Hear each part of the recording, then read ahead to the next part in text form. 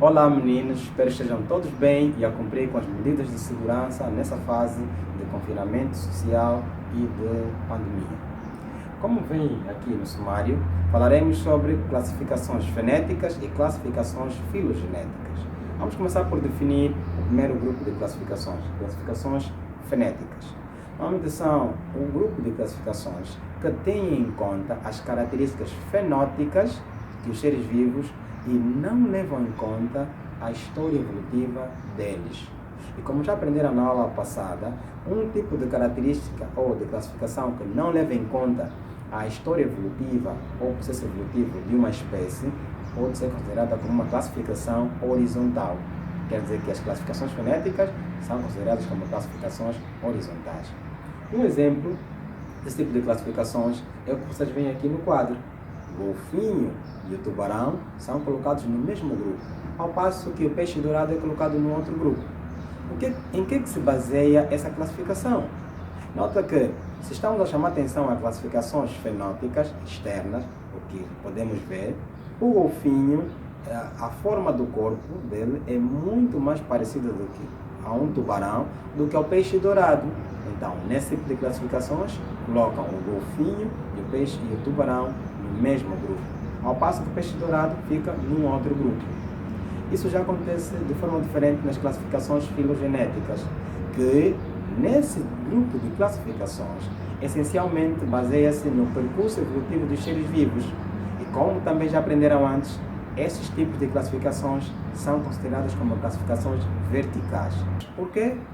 Porque, como já aprenderam antes, as classificações verticais elas vão levar em consideração a história evolutiva, vão levar em consideração o tempo dessa espécie aqui na Terra.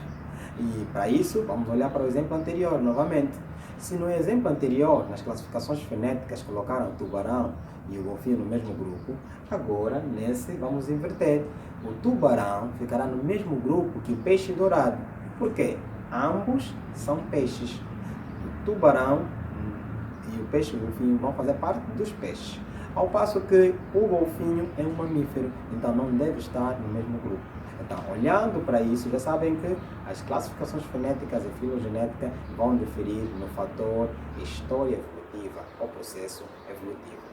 É também de frisar que nas classificações filogenéticas, eles vão utilizar alguns diagramas.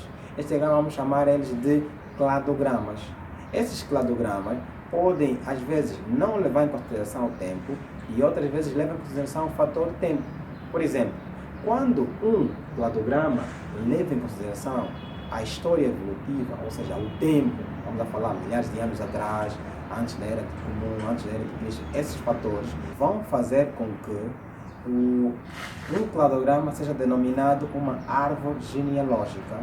Para ver se perceberam, cladogramas são diagramas que são utilizados para classificar os seres vivos numa classificação filogenética.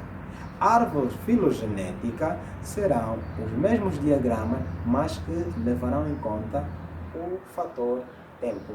Resumindo, classificações fenéticas levam em consideração as características externas, fenotípicas que existem.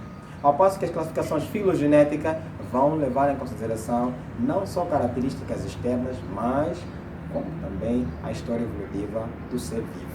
E vimos que as classificações fenéticas vão ser horizontais, ao passo que as classificações filogenéticas serão verticais. E os exemplos ajudam-nos a perceber claramente como é que isso funciona.